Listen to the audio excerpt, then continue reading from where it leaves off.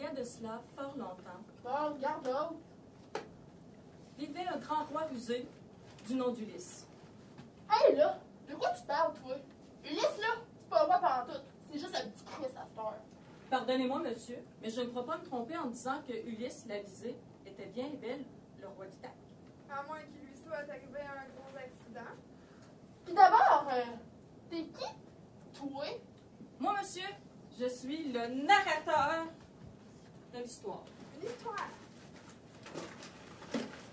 Quelle histoire? Eh bien, la grande Odyssée d'Ulysse.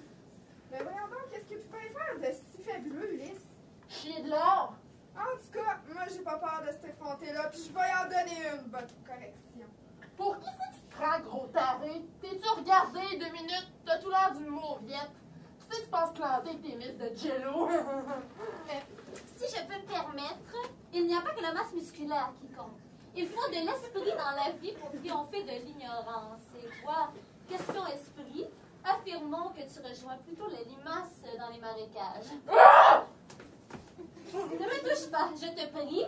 Je séduirai la belle Pénélope de mes fines analyses et mes connaissances diverses. Excuse-moi, mon pudding, mais une reine, ça se mérite.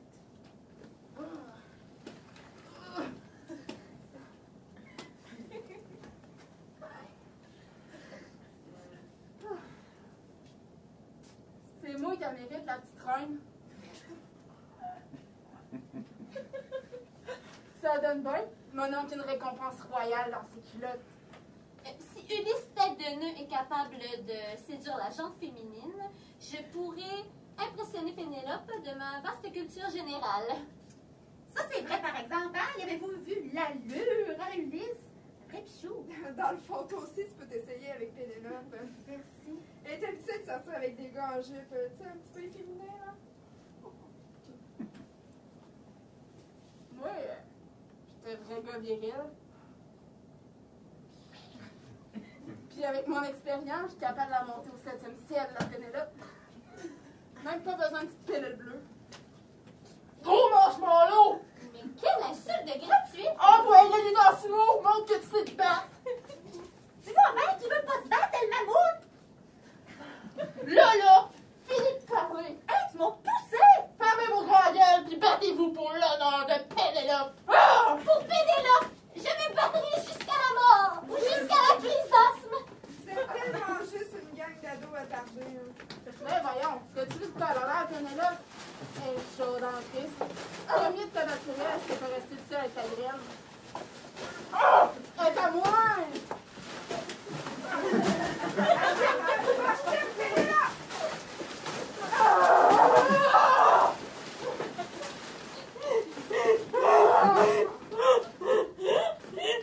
Oh, le chat! Ouais, des frises!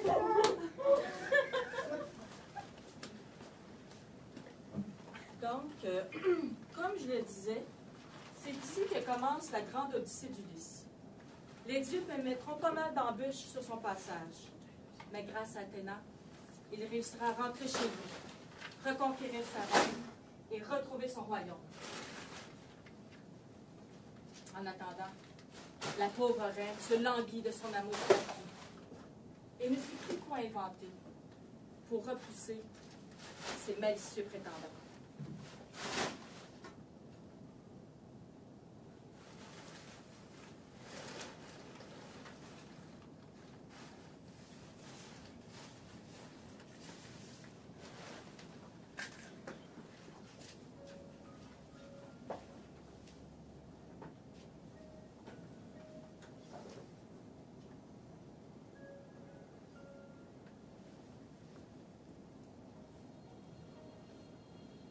Dans le cœur de Pénélope, Ulysse est là.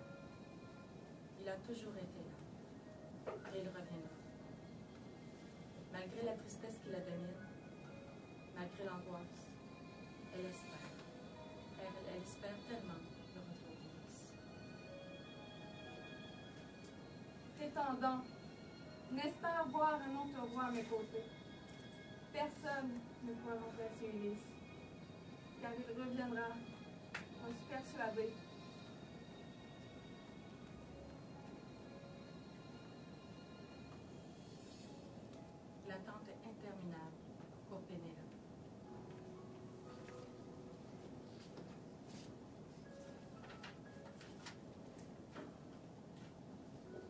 étranger? As-tu voyagé? Oui, j'ai voyagé. As-tu entendu parler d'Ulysse? Non, j'ai pas entendu parler de lui. Crois-tu qu'il reviendra? Non. Il faut garder espoir. Il reviendra. Le temps passe, passe, et passe encore. Tic, tac, tic, tac, tic, tac, tic. Je choisirai un nouveau roi lorsque le tissage de mon linceul sera terminé. Mais Pénélope ne finira jamais son linceul, car, la nuit, à l'abri des regards malveillants, elle détisse le précieux tissage.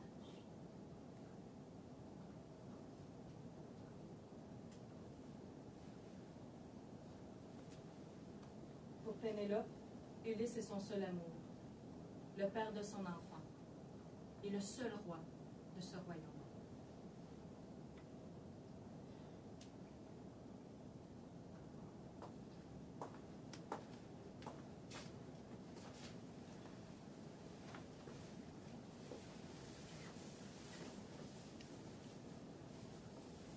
Larguez les amarres!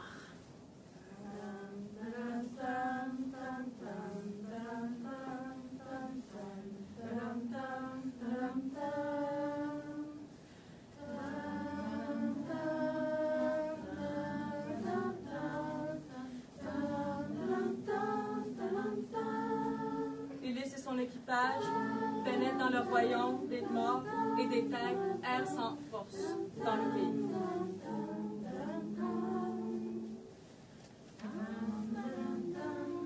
Dans cet endroit noir et brumeux, les meilleures vaches sont données en sacrifice et placées sur le bûcher.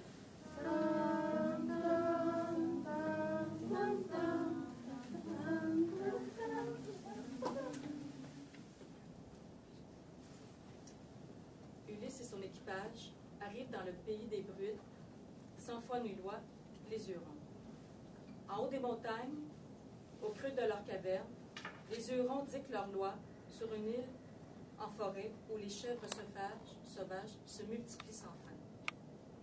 Nul humain n'eût mis les pieds sur cette île avant aujourd'hui, mis à part Ulysse et son équipe.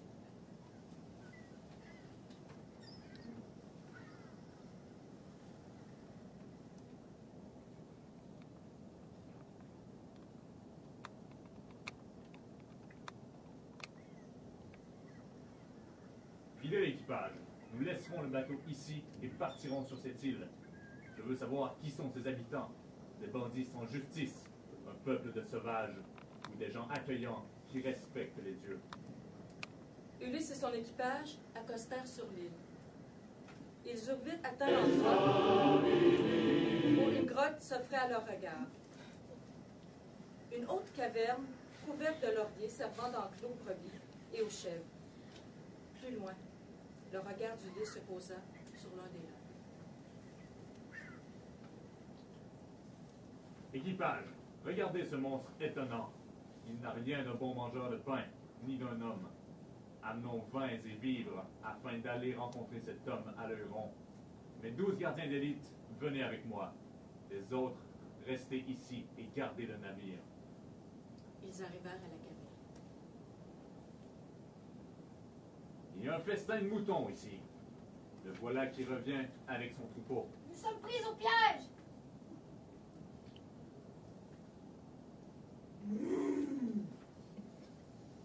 Mais qui êtes-vous? Qui es-tu, étranger? D'où viens-tu sur la route des ombres? Y fais-tu le commerce? Nous revenons de Troie, mais les vents de la route nous ont menés ici. Nous voici maintenant chez toi à cause de Zeus, à tes genoux, espérant recevoir ton hospitalité. Tu penses que moi je crains les dieux? Nous, les cyclopes, nous crions ni les dieux, ni Zeus! À ce moment même, Ulysse voulut tuer le cyclope. Mais s'il pensait l'énorme pierre bloquée à l'entrée, rester prisonnier ou se faire manger. Non, c'est bon! Les bons humains, j'en veux encore!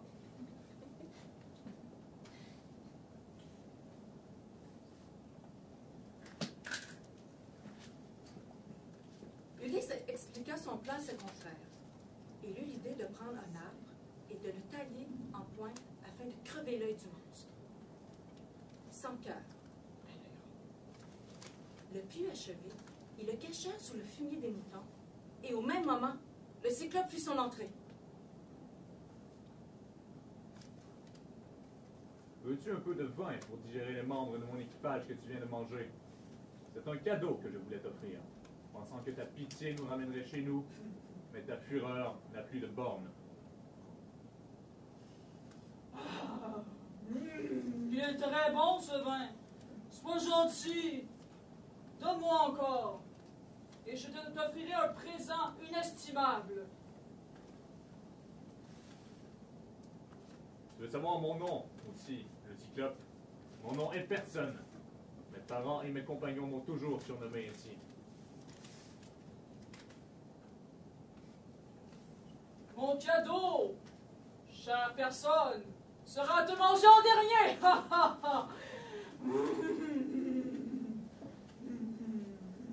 Le cyclope s'endormit alors d'Ulysse. Et c'est à ce moment qu'Ulysse mit son plan en œuvre.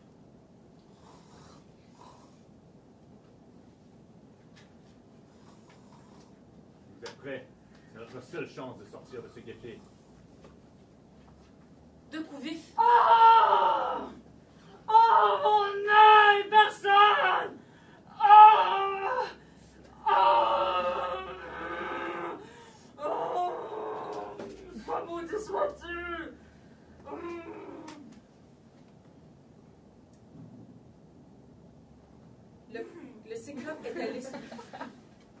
Le cyclope est allé lever le rocher du portail. Puis, il s'est assis au travers de l'entrée, les 2 mains étendues pour les prendre au passage. Attachés 3 par 3, les béliers portèrent les hommes d'Ulysse, dissimulés dans leur pelage. Lorsqu'il apparut l'aurore aux doigts de rose, Ulysse, dans l'un des derniers béliers bien nourris, réussit à quitter la caverne, comme le reste de son équipage. Où es-tu, misérable? Où es-tu?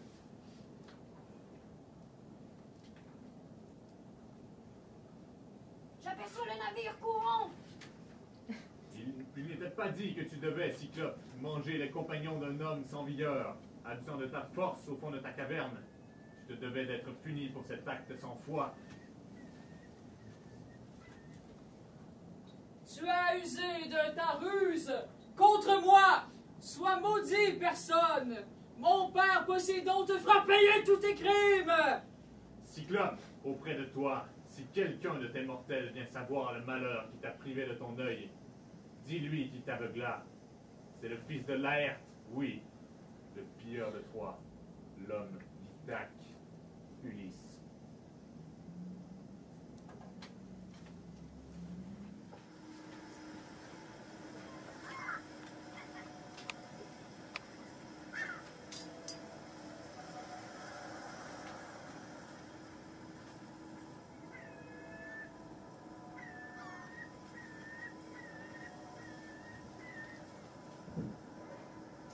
Bien qu'ils eurent quitté la mer pour rejoindre l'océan, Ulysse et ses compagnons n'atteignèrent que trop tôt le premier danger contre lequel on les avait mis en garde. C'était l'île des Sirènes, dont lequel des chants ensorcelaient les hommes.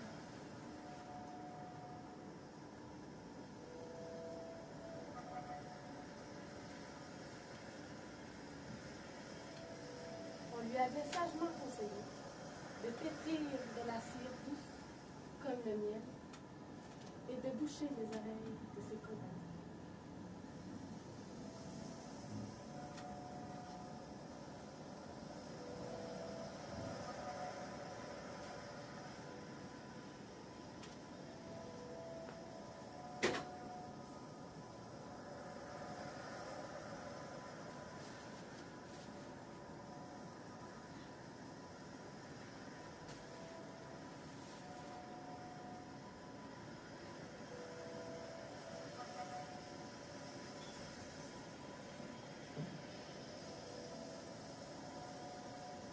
qu'une corde.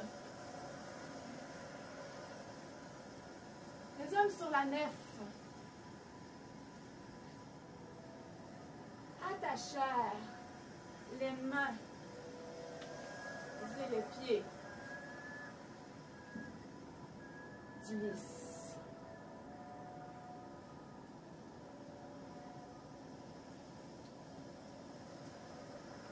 L'équipage roulèrent la voile, la mirent dans la cale et battèrent de leurs rames la mer éclairée.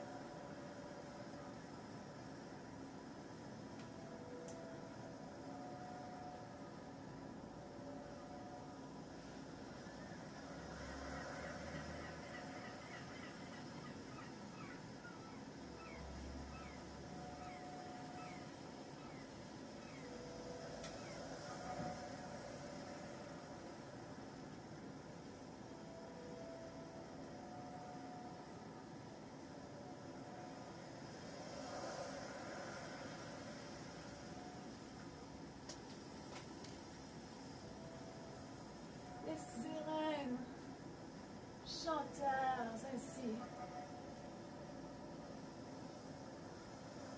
en lançant leur belle voix.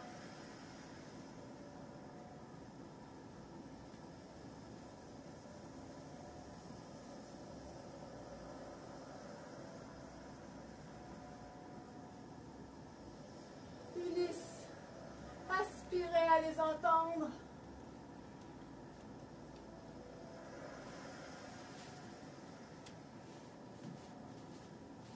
Aussitôt, ils l'attachèrent de liens encore plus nombreux. Il ordonnait à ses hommes de la délier.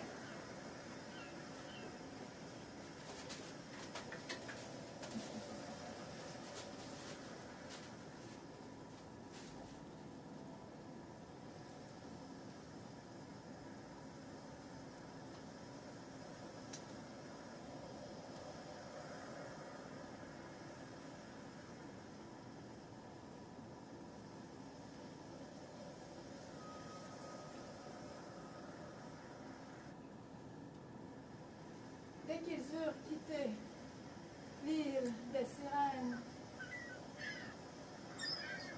l'orage s'élevèrent devant eux.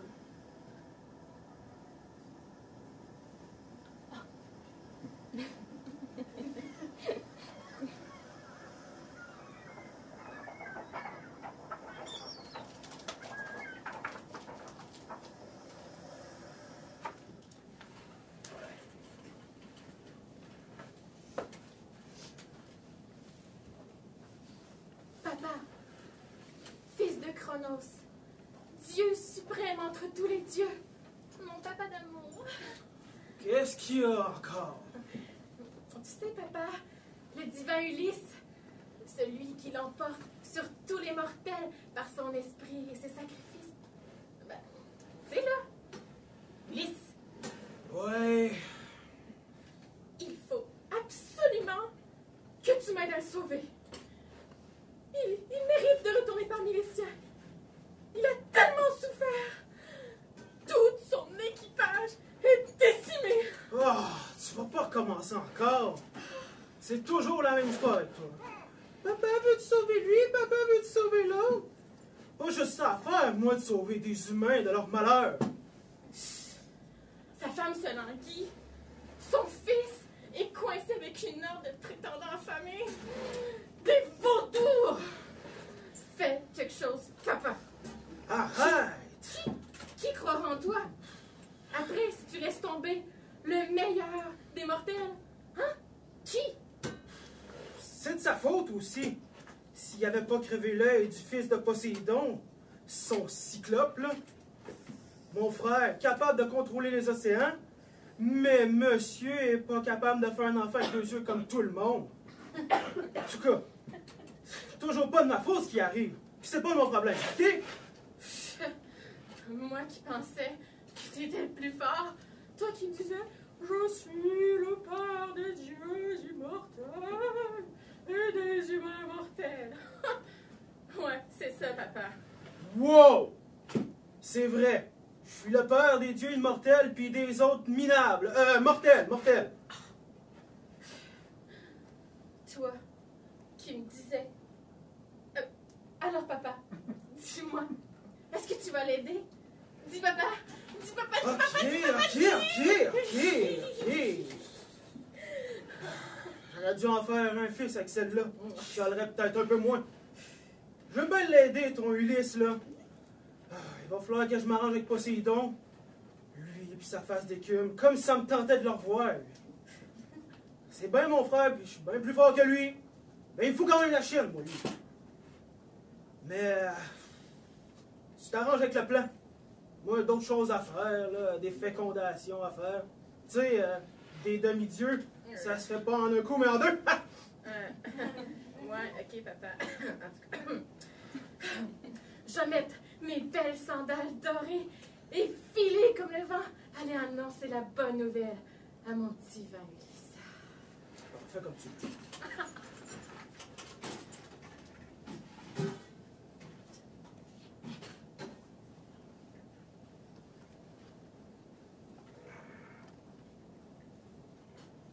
Ô déesse Athéna, fille de Zeus, comment puis-je retourner à mon royaume et reprendre ma place parmi les miens? J'ai un plan, Ulysse, mais il faudra que tu sois discret parmi ces vautours affamés. Alors quand Pénélope, ta sage femme, demandera à épouser le prochain qui sera bandé ton arc légendaire, tu pourras enfin reconquérir ton royaume et décimer ces vautours sans nom. Parfait, ô déesse, j'y vais de ce pas. Puisse ta grâce planer sur moi, me permettre de réussir ma quête. Oh, tu réussiras. J'ai tout planifié. Et mon père, le Dieu suprême, approuve ma décision.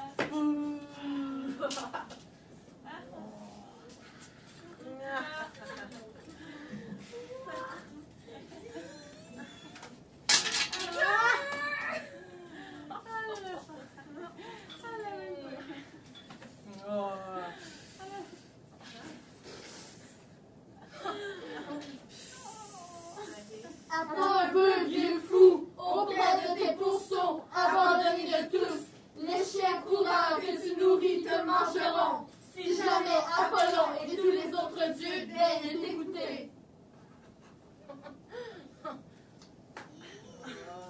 Voilà un connaisseur qui sait jouer de l'art. Pour sûr, il a chez lui de pareils instruments, ou songe à s'en faire un. Voyez comme ce gueux le tourne et le retourne entre ses mains misérables.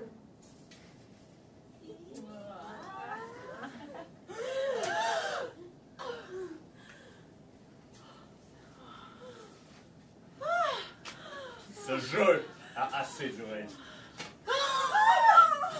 L'étranger, quel forfait! Tu tires sur les gens, ne pense plus shooter ailleurs. Ton compte est bon, la mort est sur ta tête. C'est le grand chef de la jeunesse en notre état que tu viens de tuer. Aussi, tu vas nourrir les vautours de chez nous. Chiotte! Vous pensez vraiment que jamais je ne rentrerai du pays de Troie? Vous qui pillez ma maison, Qu'entriez de force au lit de mes servantes, qui courtisiez, moi, vivant, ma femme, sans penser qu'un vengeur humain pourrait surgir. Vous voilà maintenant dans les nœuds de la mort.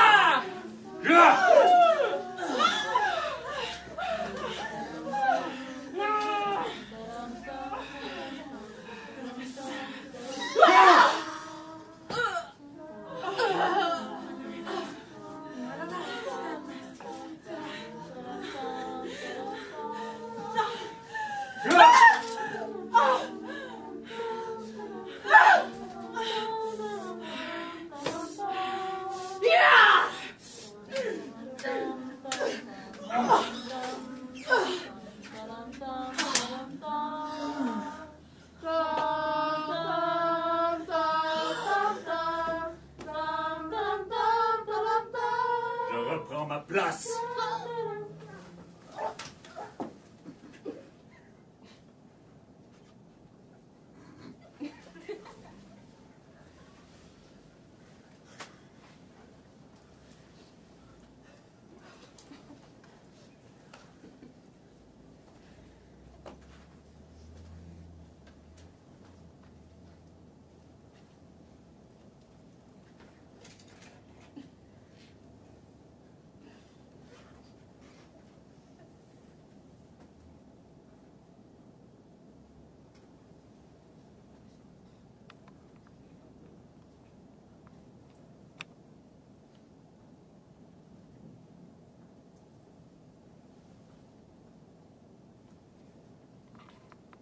Ô Muse, dis-moi ce héros qui erra de longues années, après qu'il eut renversé les murs sacrés de Troie, qui visita les cités et apprit les mœurs de tant de peuples. Dis-moi ces 1000 souffrances endurées, tandis qu'il luttait pour sa vie et pour le retour de ses compagnons.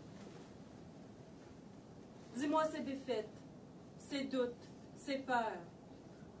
Dis-moi surtout comment il les a vaincus.